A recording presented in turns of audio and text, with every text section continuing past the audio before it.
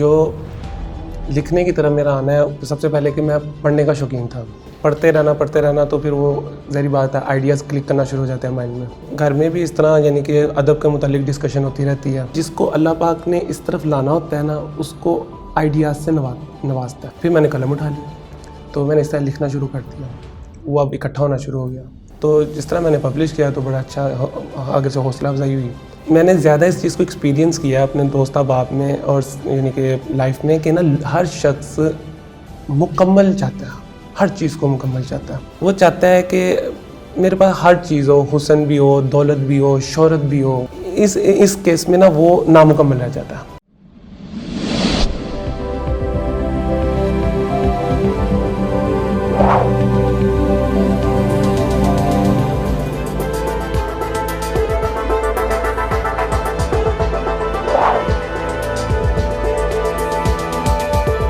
السلام علیکم ناظرین, شیئرنگ آف پروفیشنل وزڈم کے ساتھ میں ہوں علی رحمان خالد.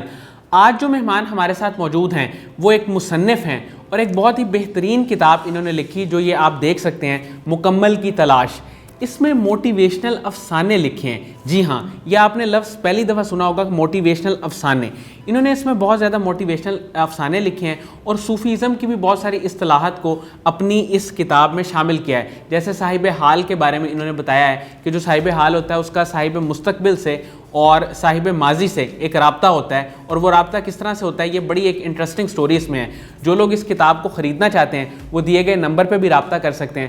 ہم ان سے ملاقات کریں گے اور جانیں گے کہ یہ زندگی کو کس طرح دیکھتے ہیں اور زندگی میں آنے والے چیلنجز کو انہوں نے کیسے فیس کیا اور اپنی کتاب مکمل کی تلاش میں یہ ہم سے کیا کہنا چاہ رہے ہیں. بہت بہت شکریہ بلال شیخ صاحب آپ کی تشریف آوری کا. سر سب سے پہلے تو مجھے یہ بتائیے کہ آپ رائٹر ہیں, آپ لکھنے کی طرف کب, کیسے اور کیوں آئے؟ آپ کا بہت شکریہ کہ آپ نے مجھے یہاں پہ مدعو کیا. جو لکھنے کی طرف میرا آنا ہے سب سے پہلے کہ میں پڑھنے کا شوقین تھا, تو مطالعہ جو ہوتا ہے وہ بہت ضروری ہوتا ہے. تو پڑھتے رہنا تو پھر وہ ظاہری بات ہے آئیڈیاز کلک کرنا شروع ہو جاتے ہیں مائنڈ میں. تو جب آئیڈیاز بہت زیادہ یعنی کہ آنا شروع ہوئے تو پھر میں نے لکھنا بھی شروع کر دیا. ٹھیک ہے. تو گھر میں بھی اس طرح یعنی کہ ادب کے متعلق ڈسکشن ہوتی رہتی ہے, ادیبوں کے متعلق ڈسکشن ہوتی رہتی ہے. تو بڑا نا یعنی کہ لائف بھی ایسی ہے کہ انسان جس کو ایک تو لکھنا ہے نا وہ ایک گاڈ گفٹیڈ بھی ہوتا ہے. تو ظاہری بات ہے جس کو اللہ پاک نے اس طرف لانا ہوتا ہے نا اس کو آئیڈیاز سے نوازتا ہے. بالکل ایسے. تو پھر میں نے قلم اٹھا لیا تو میں نے اس طرح لکھنا شروع کر دیا. وہ اب اکٹھا ہونا شروع ہو گیا. تو گھر میں اس طرح میں نے سنانا تو انہوں نے کہنا کہ آپ اس کو پبلش کرو. تو جس طرح میں نے پبلش کیا تو بڑا اچھا آگے سے حوصلہ افزائی ہوئی. تو اس طرح پھر میرے قلم کو موٹیویشن مل گئی اور پھر میں نے اس طرح لکھنا شروع کر دیا. تو پھر پہلے تو بڑے بڑے لمبے افسانے لکھے اور ڈائجسٹ میں, آن لائن میگزینس میں پبلش ہوتے رہے. تو یہ بڑا مزیدار کام رہا ہے کہ اس کو میں نے مختلف طریقوں سے یعنی کہ قلم کو استعمال کیا, آرٹیکلز لکھے ہیں اور اس طرح جس طرح مجھے موٹیویشنز ملتی رہیں میں آگے بڑھتا رہا. سر آپ کی جو کتاب ہے مکمل کی تلاش, اس کا فلسفہ کیا ہے, یہ آپ نے کیوں لکھی؟ ایکچولی میں نے زیادہ اس چیز کو ایکسپیرینس کیا اپنے دوست احباب میں اور یعنی کہ لائف میں کہ نا ہر شخص مکمل چاہتا ہے, ہر چیز کو مکمل چاہتا ہے, پرفیکشن چاہتا ہے.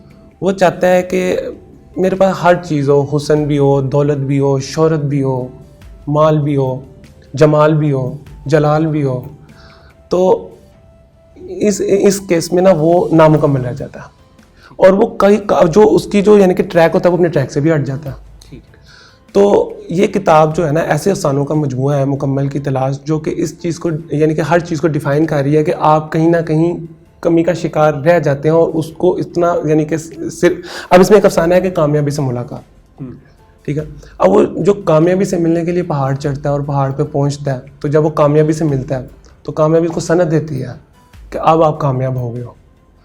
تو جب وہ واپس آنے لگا تو وہ کامیابی اس کو کہتی ہے کہ جو اوپر آنے کا رستہ ہے نا وہی نیچے جانے کا رستہ ہے. تو یہاں پہ پرفیکشن پھر خراب ہو گئی. ہم لوگ یعنی کہ ہر چیز میں اتنی مکمل اور پرفیکشن چاہتے ہیں کہ ہم نامکمل رہ جاتے ہیں اور پھر اس چیز کی کہنے کے شکوہ شکایت ناشکری کی شکل میں آتا ہے. ٹھیک ہے. آج کا یوتھ ناشکری بہت زیادہ یعنی کہ طرف چلا گیا. تو یہ مکمل کی تلاش کا یہی میں نے اس چیز کو ڈیفائن کرنے کی کوشش کی ہے کہ انسان نامکمل ہے اور وہ اپنے کہیں نہ کہیں رہ جاتا ہے اور مکمل کی ذات صرف ایک ہی ہے.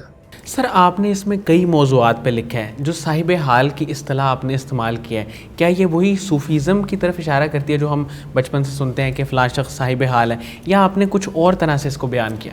صاحب حال کو میں نے ڈیفائن کرنے کی اس طرح کوشش کی ہے کہ جو ہر شخص جو ہے نا وہ ماضی میں قید ہے یا مستقبل میں قید ہے. ٹھیک ہے. حال کو نظر انداز کر دیتا ہے. ایسے ہی. اگر انسان اس میں اب اس کہانی کچھ ایسی تھی کہ وہ صاحب حال, صاحب ماضی اور صاحب مستقبل آپس میں مکالمہ کرتے ہیں.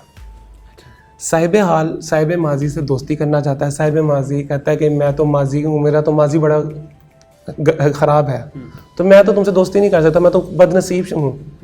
تو وہ پھر صاحب حال غصہ کر جاتا ہے.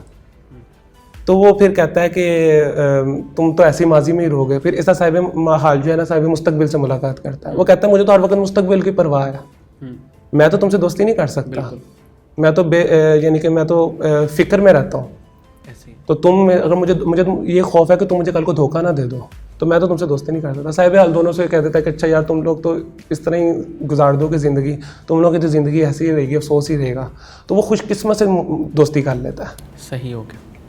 تو میرے اصل میں اس کہانی کو کہنے کا یہ مقصد تھا کہ انسان ماضی کو نظر انداز کر کے اور مستقبل کو نظر انداز کر کے حال کی طرف توجہ دے, تو اس کا ماضی بھی اچھا گزرے گا. یعنی کہ ماضی جو آنے مستقبل ہے وہ ماضی بن جائے گا, اور جو ظاہری بات ہے جب حال بہتر ہوگا تو مستقبل آٹومیٹکلی پرفیکٹ ہو جائے گا.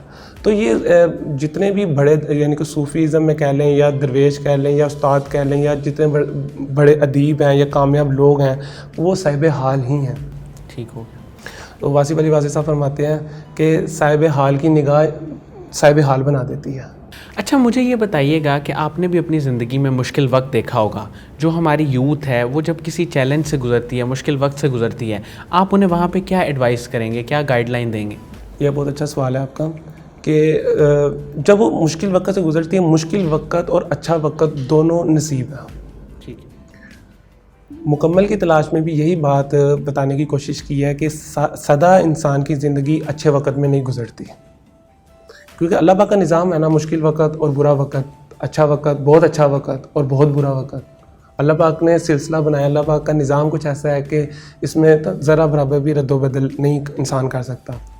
تو جو یعنی کہ یوتھ یعنی کہ جو آج کل کے بچے مستقبل میں یہ جو نشے کی طرف چلے جاتے ہیں اور اپنی ہمت ہار بیٹھتے ہیں, تو ان کو یہی ایڈوائز کرنا چاہوں گا کہ جس طرح اچھا وقت آپ کی مرضی سے نہیں آتا نا, اس طرح برا وقت بھی آپ کی مرضی سے نہیں آتا. ہاں, برے وقت میں آپ یہ کر سکتے ہو کہ آپ کے پاس ایک فیصلہ ہوتا ہے کہ آپ پازیٹیوٹی اور نیگیٹیوٹی دونوں میں سے ایک چیز کو اختیار کر سکتے ہو, اور اس کا نتیجہ آپ کی اسی یعنی کہ عمل پہ ہوگا, بات پہ ہوگا, سوچ پہ ہوگا جو آپ نے اختیار کیا ہوگا. کیونکہ برا وقت اکثر بنانے کے لیے آتا ہے اور آپ کو کچھ نہ کچھ بنا کے چلا جاتا ہے. یہ آپ کو تب پتہ چلتا ہے جب برا وقت گزر جاتا ہے, جب آپ کے برے وقت کے بعد اچھا وقت آتا ہے. تو برے وقت میں بھی اللہ پر توکل رکھنا چاہیے, انسان کو اپنی سوچ پازیٹیو رکھنی چاہیے, نیگیٹیوٹی کی طرف نہیں جانا چاہیے, اور انسان کو کسی بھی حال میں اللہ کی ناشکری نہیں کرنی چاہیے. تو انشاءاللہ نتیجہ اس کا پازیٹیو ہی ہوگا. آپ کے آنے والے وقت میں کیا گولز ہیں, کیا ٹارگٹ ہیں زندگی میں, یا کون سا ایسا خواب ہے جس کو آپ اچیو کرنا چاہتے ہیں؟ میں چاہتا ہوں کہ لوگوں کی نا سوچ میں کوشش ہوتی ہے انسان کی کہ سوچ کو بہتر کر دیا جائے. سوچ آپ کے فاؤنڈیشن کا بھی یہی ہے, سوچ بدلے گی تو پاکستان بدلے گا. سوچ ایک ایسی چیز ہے کہ یہ اس کو آپ جس طریقے سے بنائیں گے آپ کی لائف بن جائے گی. تو میری کہانیاں اور میرے افسانوں اور میری کتاب کے معاملہ بھی کچھ ایسا ہی ہے کہ میں سوچ کی طرف زیادہ لکھتا ہوں. ٹھیک ہے. میری کہانیاں قیدی یا آزادی, وہ مکمل سوچ پر ہے, وہ اپنی سوچ کا قیدی ہوتا ہے. وہ ایک اس کو میں نے سوچ کو ایسے یعنی کہ کیا کہ اس کو ایسے قیدی بنایا اپنے سوچ کا کہ اس کو میں بند کمرے میں بند کر دیا, اندھیرے کمرے میں. تو وہ ایک اپنے سوچ کا قیدی ہے, تو وہ اندھیرے میں ہے.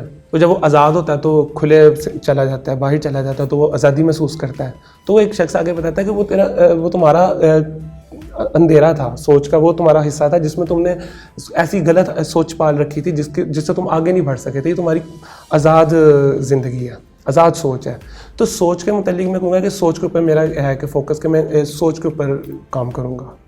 سر قاسم علی شاہ صاحب کا ایک ویژن ہے, ان کا ایک مشن ہے, ان کے کام کے بارے میں آپ کیا کہیں گے؟ میں ان کے کام کو وہ سراہوں گا کہ میرا ان کے ساتھ بہت پرانا تعلق ہے. میں یعنی کہ سمجھ لیں کہ میں 5-6 سال ہو گئے شاہ صاحب سے میں یعنی کہ میرے تعلق کو, اور میرے ان کی شاگردی میں آئے ہوئے کافی سال گزر گئے ہیں. اور میری اس کتاب اور میری زندگی میں ان کا ایک بہت بڑا یعنی کہ نا کہہ لیں کہ عمل دخل ہے کہ ان کی باتوں سے, ان کے موٹیویشن سے میں اس تک پہنچا ہوں. تو یہ قاسم علی شاہ فاؤنڈیشن ایک بہت اچھا ادارہ ہے اور بہت اچھا کام کر رہا ہے, پاکستان میں بہت اچھا کردار ادا کر رہا ہے. اور اس پہ اگر میرے پہ افیکٹ آ رہا ہے تو ظاہری بات ہے کہ اس پورے پاکستان پہ کتنا افیکٹ آ رہا ہوگا. بہت بہت شکریہ بلال شیخ صاحب, آپ کی تشریف آوری کا, آپ نے ہمارے لیے ٹائم نکالا. ناظرین, مجھے امید ہے کہ جو لوگ ان کی شخصیت کے بارے میں اور ان کی کتاب مکمل کی تلاش کے بارے میں جاننا چاہتے ہیں, ان کے لیے انٹرویو انتہائی مفید ثابت ہوگا. اپنا بہت ہی خیال رکھیے گا. شکریہ. اللہ حافظ.